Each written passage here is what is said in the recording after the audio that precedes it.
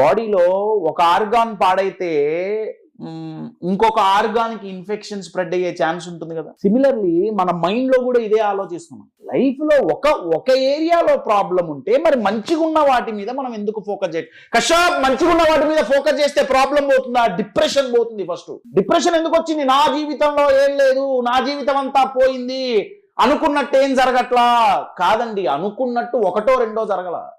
అనుకున్నట్టు జరగలే, నేను ఒప్పుకుంటున్నానండి, కాదనట్లా. ఒక పెద్ద లాస్ అయి ఉండొచ్చు, నేను కాదనట్లా. ఒక ఎంతో ఇంపార్టెంట్ వ్యక్తిని మీరు కోల్పోయి ఉండొచ్చు, కాదనట్లా. కొన్ని లక్షలు కోట్లు నష్టం వచ్చి ఉండొచ్చు, కాదనట్లా, నేను కాదనట్లా.